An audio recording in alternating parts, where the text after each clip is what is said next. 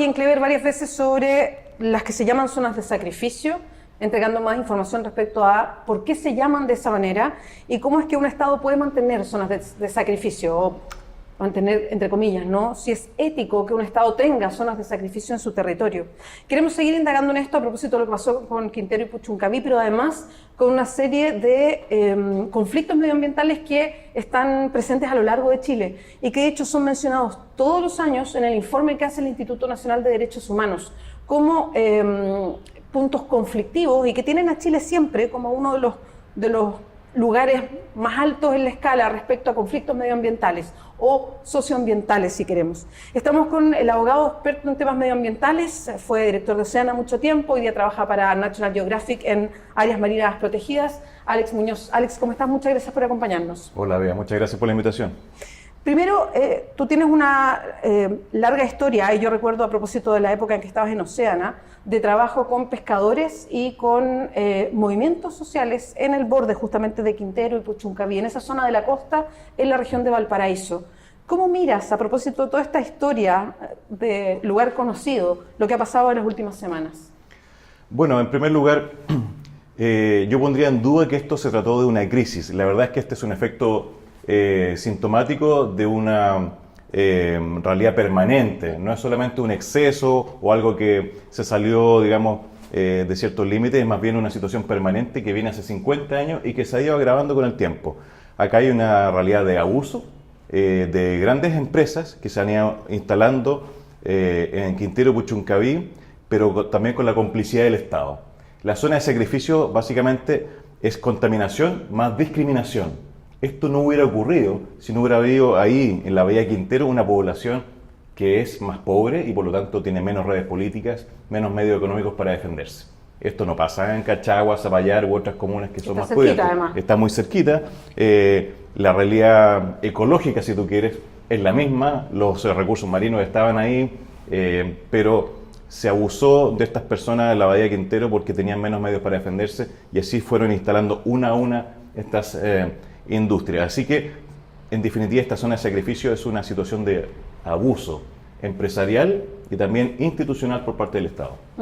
Ahora, ¿qué futuro tiene esta zona? Y lo pregunto a propósito de lo que se puede hacer, porque hay varios, se presentan, no sé, cambios o se anuncian programas de descontaminación, pero ¿qué tipo de programa puede abordarse en una zona que tiene este tipo de contaminación desde hace tantos años, porque esto no es de hace 5, hace 10 años, es de hace muchos años, y para poder darle ofrecer un futuro a las personas que viven allá?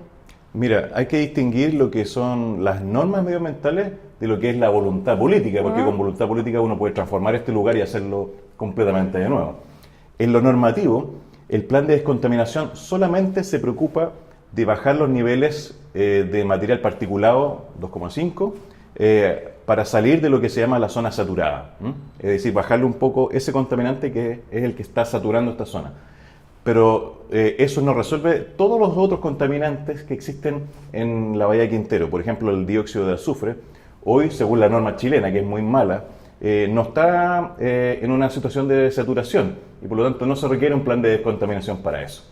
Es muy peligroso esto porque como las normas chilenas son malas, son demasiado relajadas, los planes de descontaminación no abordan la totalidad del problema.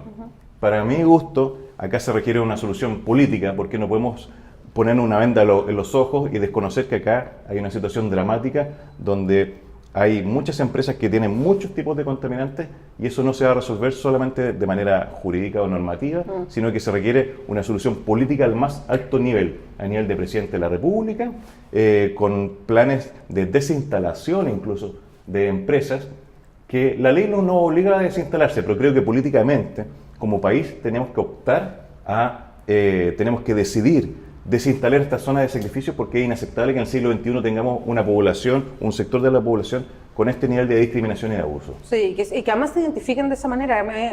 A uno no le deja llamar la atención como desde un punto de vista ético de que se acepten y que incluso la ministra hable de zonas de sacrificio como si fuera una denominación que no tiene que ver con nosotros, ¿no? Como si fuese, como que se le puso el rótulo en otro lado. Pero, Alex, te quería preguntar por las señales que se dan, que damos como país, y aquí involucro porque uno se siente parte de un país, digamos, que tiene una institucionalidad determinada, pero por un lado vemos que se elimina para siempre el uso de bolsas plásticas, que o sea, va a ir de a poco, pero que tiene un objetivo, ¿no? Y aparece como una buena medida. De hecho, se está aplicando hoy día y es todo un cambio cultural a propósito de lo que estamos acostumbrados. Vemos un país también, y que esto lo hizo en el gobierno anterior, donde se resolvió proteger una cantidad grande de áreas marinas. De hecho, estuviste involucrado directamente mirando esto. Entonces, ahí uno se pierde en ciertas señales. Como el país que está eliminando las bolsas plásticas al mismo tiempo tiene zonas de sacrificio, donde es más importante la industria que las personas.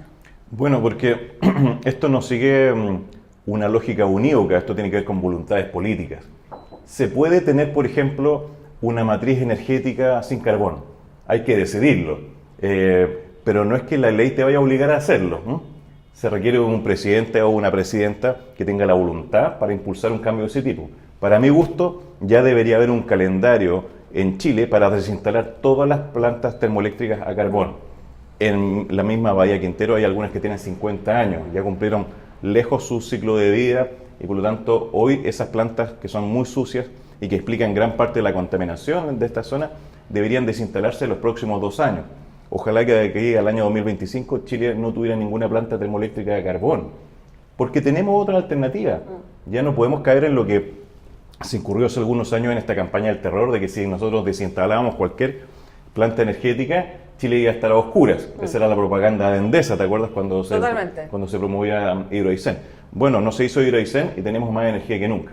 Entonces, Chile tiene que proponerse políticamente una meta mucho más ambiciosa para tener una identidad energética distinta. Nosotros sí lo podemos hacer, lo podemos pagar y esto también se puede hacer técnicamente, pero eso es voluntad política. Lo mismo con empresas como ENAP que tienen derrames de petróleo permanente. Esos son problemas técnicos, se pueden resolver perfectamente. No puede ser que tengan un nivel de displicencia tan grande como para que todos los años haya un derrame de petróleo importante en la Bahía Quintero y en muchas otras zonas de sacrificio que se han ido instalando, por ejemplo, en Huasco, en Tocopilla, Mejillones, Andacollo, Coronel. Todas esas zonas tienen la misma lógica. Poblaciones más pobres, grandes empresas que son capaces de imponer su lobby para que se tomen decisiones favorables. No es que Chile tenga que vivir con esas empresas, son esas empresas las que tienen tanto poder económico que logran influir en el Congreso y en las decisiones del gobierno. Te quería apuntar a lo mismo, porque creo que tocas un tema sensible acá, lo hemos conversado varias veces, y que tiene que ver con nuestra matriz económica o nuestra fórmula económica, que a lo mejor es como la base del problema y que de repente uno no puede dejar de mirarlo si mira estos otros temas, las zonas de sacrificio, por ejemplo. Y lo mencionaba al principio, el Instituto de Derechos Humanos todos los años menciona la cantidad de conflictos medioambientales que existe a lo largo de Chile. Y esto es de Arica a Punta Arenas. O sea, si uno recorre Chile, permanentemente se encuentra con comunidades que tienen conflictos, algunos son mucho más grandes, otros son más pequeños y más locales, pero que tienen una misma raíz, es la industria y las personas. Es la industria y la mantención de un estilo de vida, de una cuenca, de ríos, en fin. Entonces, en ese sentido, ¿cuánto de un cambio mayor necesitamos para ir bajando este nivel de conflictos medioambientales? Y te lo pregunto a propósito de que tú miras lo que pasa desde National Geographic en América Latina, respecto al tema. Bueno, esto se puede hacer perfectamente de manera distinta. Lo que pasa es que las empresas no querían gastar tanta plata. En el fondo, una termoeléctrica no tiene por qué succionar millones de litros de agua de mar por hora como lo hacen hoy día. Tú puedes tener una planta termoeléctrica que tenga un ciclo cerrado donde se reutilice la misma agua. Es un poco más caro. Pero las empresas querían ganar utilidades fabulosas. Hicieron un lobby muy fuerte para que durante muchos años las leyes los favorecieran y pudieran hacer todas estas cosas. Es impresionante cómo, si tú ves el código de minería, todas las leyes que tienen que ver con energía, electricidad, medio ambiente, fueron muchas veces dictadas por las mismas empresas en las oficinas de las mismas empresas. Dramática, exactamente, o sea, la ley de pesca, por ejemplo, también fue dictada con un nivel de, no solamente de lobby, sino de corrupción impresionante. Las pesqueras industriales ya ni siquiera contrataban a Imaginación, contrataban a parlamentarios directamente. Ese es el problema, que hay un tema de integridad pública, de corrupción y también de falta de transparencia, donde las leyes se dictan de manera favorable para intereses particulares de la empresa y no para el interés general. Esto sí se puede hacer distinto y hoy técnicamente existen las alternativas para que estas zonas de sacrificio no existan. En eso yo estoy de acuerdo con la ministra de Medio Ambiente, que ahora dijo no deberían existir estas zonas. Bueno, el plan de contaminación no va a ser suficiente. Tenemos que tener una voluntad al más alto nivel, a nivel de Presidencia de la República, para tomar esto como una tarea de Estado e instruir a una serie de ministros para que vayan elaborando un plan para desinstalar estas empresas una a una, porque no pueden existir, no son compatibles con un medio ambiente sano ni tampoco con una salud de las personas. Y te iba a preguntar, ¿cuál es la repercusión afuera de mantener sistemas en el fondo industriales que envenenan a la gente, para decirlo como bien en claro? Y lo pregunto a propósito de toda una movilización que hizo la gente de Modatima, que está luchando por el agua y por el medio ambiente, esto desde la zona de Petorca, en distintos puntos del país, donde invitaron e hicieron la conexión entre los consumidores de palta en el extranjero respecto a lo que provoca la industrialización de los terrenos para una gran cosecha paltera en una zona que tiene una sequía tremenda.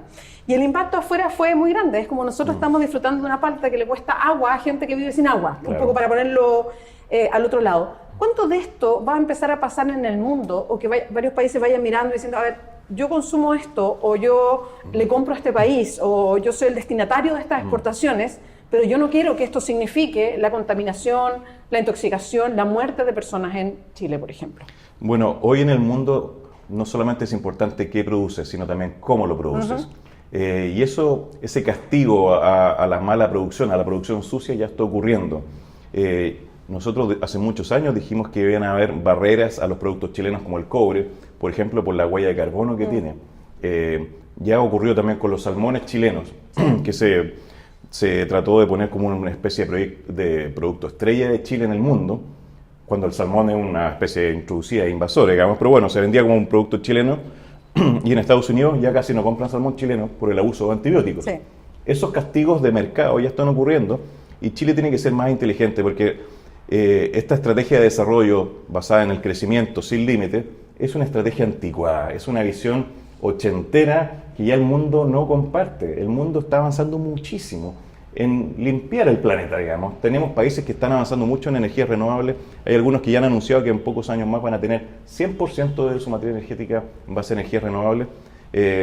Y Chile, que tiene una abundancia increíble en este tipo de energía, tiene todavía un 40% de energía producida en base a carbón. En el fondo estamos desperdiciando nuestras propias ventajas comparativas. Si nosotros podríamos ser el Arabia Saudita de la energía renovable, pero nos comportamos como un país del siglo XX donde usamos carbón para producir gran parte de nuestra energía. Eso no puede ser y finalmente es poco inteligente, yo encuentro. Y es cortoplacista. Muy cortoplacista y va en base a favorecer a intereses particulares y eso no es para el país, eso no es un proyecto país, es un proyecto empresarial. Aunque se venda como proyecto país. Exactamente. Alex, muchas gracias por acompañarnos hoy día. Muchas gracias a ti. Recuerda www.diarioclever.cl.